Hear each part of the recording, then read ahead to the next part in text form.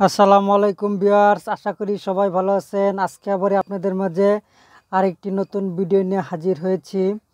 আজকে যে বিষয়ে টপিকটি নিয়ে কথা বলবো, আপনার ম্যানুয়াল গাড়ি টাটা 407 ম্যানুয়াল গাড়ি 3টা প্যাডেল নিয়ে কথা বলবো।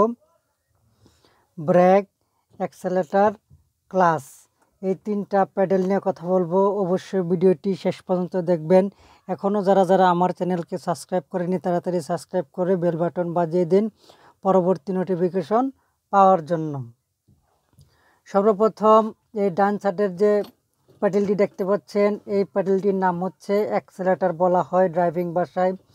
কেউ অ্যাক্সেলেটর বলে, আবার কেউ পিক আপ বলে। দুটা একই জিনিস কিন্তু দুটি ভাষা। এটা হচ্ছে পিক আপ।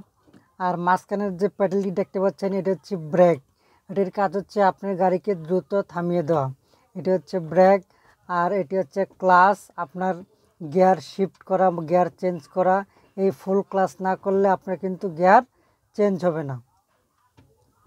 ফুল ক্লাচ না করলে আপনার গিয়ারটি চেঞ্জ হবে না, তাই গিয়ার চেঞ্জ করার জন্য হচ্ছে এটি ক্লাচ। অটোমেটিক গাড়িতে, অটো গিয়ারের গাড়িতে কিন্তু এই ক্লাচটা থাকে না। ইঞ্জিনটাকে অটো করে দেওয়া আছে, তাই অটো গাড়িতে শুধু এই দুটি প্যাডেল থাকে, একটি হচ্ছে অ্যাক্সেলেটর আর ব্রেক।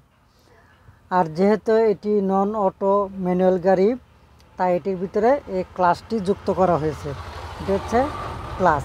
এটি যদি ফুল ক্লাচ, ফুল পাড়া না দিলে আপনার কিন্তু গিয়ার চেঞ্জ হবে না। যদি অর্ধেক পাড়া দেন তাহলে কিন্তু গিয়ার চেঞ্জ হবে না। এটা গিয়ার চেঞ্জ করার সময় এটা ফুল পাড়া দেওয়া লাগে। আর আপনি যখন গাড়িটি রানিংয়ে থাকে ফুল ব্রেক করবেন, ব্রেক করে একেবারে গাড়ি থামিয়ে দিবেন বা জমিয়ে ফেলবেন, সেই ক্ষেত্রে ফুল ক্লাচ করে ফুল ব্রেক করা লাগে।